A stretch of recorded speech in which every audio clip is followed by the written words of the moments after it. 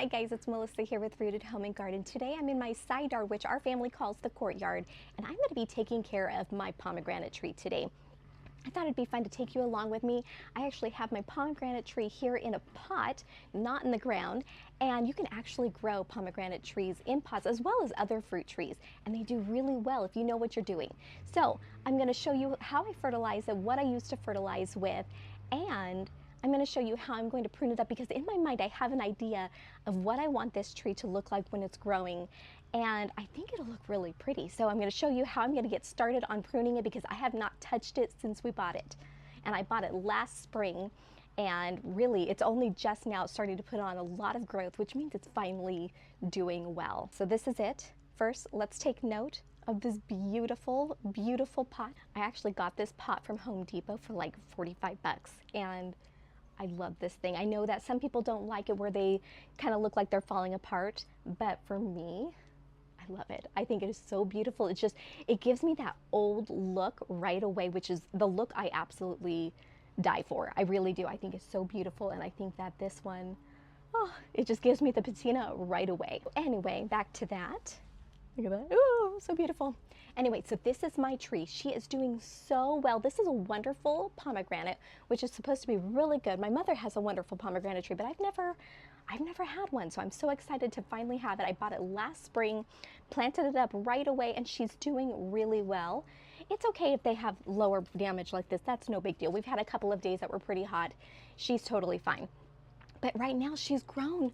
She's over 5 feet tall in this pot, so she's doing really well. So what I'm going to do is I'm going to come in and I'm going to show you how I'm going to prune it out and train it the way I want it to look. Now, wonderful pomegranate trees grow in zones 8 through 11, which we are zone 9B where I live, so it actually is going to do quite well. And like I said before, they do phenomenal in pots. Now, if you live in zone 9B in Central California like I do, you actually can grow these in pots, in the ground. They do quite well. Just remember, if they're in the pot, remember to water them a little bit more. I think in the ground, I think I water my fruit trees about once or twice a week, depending on the actual weather that we're dealing with.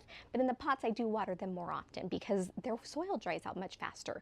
I also fertilize mine a little bit more in the pots than I do in the ground. So in the ground, I fertilize my fruit trees once in the spring, and that's pretty much it. In the pot, I do fertilize them once with tree tone during the spring, but I also fertilize all of my potted plants once a month because all the nutrients get sucked up from the soil in a pot. So that's why we do that.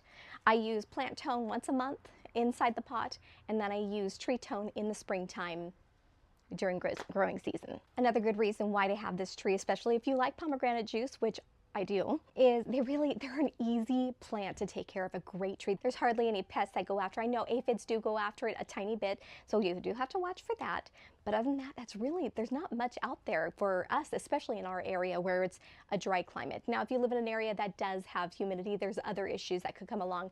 But in our dry California heat, we're totally fine. Now, I haven't assessed this plant just yet. I had to look it over and kind of decide how I want this shape to look. And in my mind, I'm kind of wanting it to look more like a vase where it just absolutely goes up. And I think that will just be so pretty. So I'm going to go through and find out which branches I do want to keep and which ones I'm ready to get rid of. And I want to make sure I don't want too many branches. So I'm thinking 3, maybe 4 at the very most is what I'm going to have as my structural base. All right, so what I'm going to do here is I'm going to go through and just kind of find the spindly ones that I really don't want, unless there's a shape where I really want it, so I want that branch to grow, then I'll leave it. So now I'm here looking at my tree and deciding which branches I actually like. I'm noticing this one's awfully spindly. If you can you see that? Yeah, this one is awfully spindly, but I like how it arcs to the side like this. So I'm going to leave this for now, and this one right here, this big one, is a very nice one, but this one next to it, even though it's bigger than this one, it has more firmness and structure to it, this is one I'm for sure going to remove because I don't need it competing together. So we're just going to come in here, trim it off like that. Okay, this one over here, same thing. Can you see that branch? It's going straight toward over here, so we're going to just clean that out. Ooh, already it's looking so much better. Okay, so now I have to decide this one. Do I want this one or this one actually. This one right here, it's hard to see with all the branches. This one I think, no, that could be a good one. No, I'm gonna remove that because this one's actually going toward the fence. Such a small space, I'm having trouble getting a good angle on things. This one actually leads toward the fence. I don't really want it touching the fence. So I'm gonna just remove this entire spot. There we go. This one, even if I keep or to get rid of that branch, I'm just gonna remove that one. All right, see these two branches right here?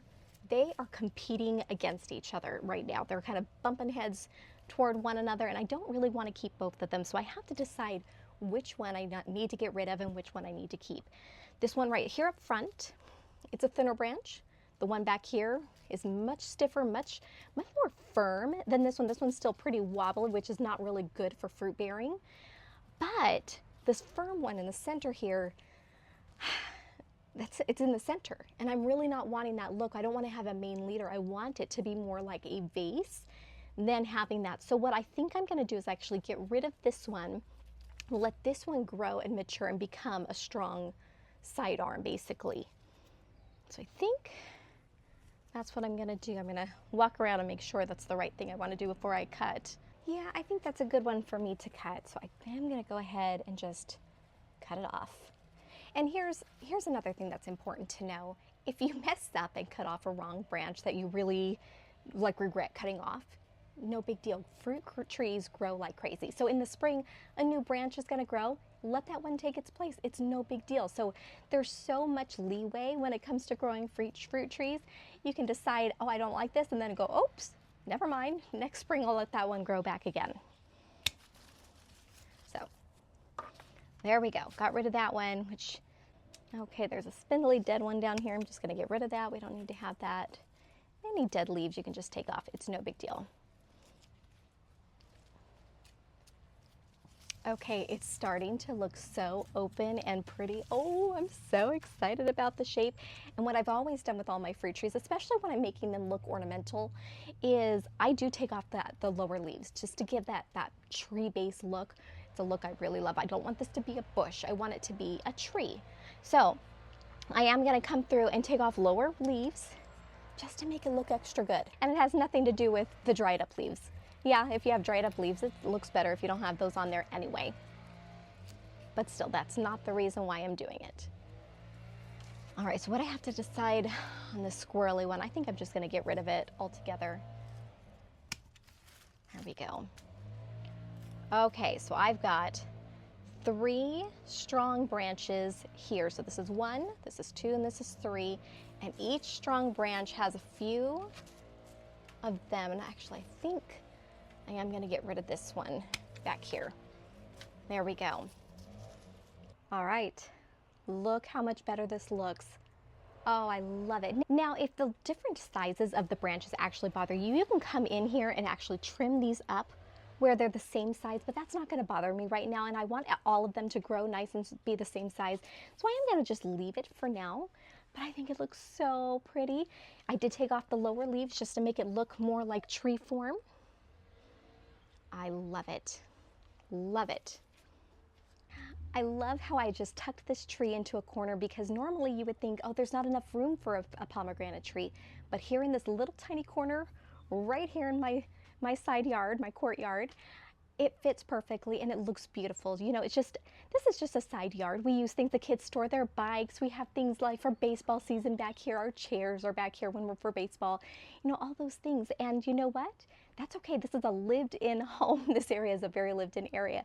But here behind me in this lived-in area, I have a beautiful tree now that in just a couple of years, it's going to give me the most delicious fruit. And I'm so excited about that. If you ever had any hesitation of getting a fruit tree, like especially a pomegranate, a wonderful pomegranate, don't hesitate. Try it out, see if you like it, and you know what? I think it's going to be just fine for you. It is so easy to care for. Like I said, you just fertilize it in the spring, fertilize it once a month, and it'll do just fine for you.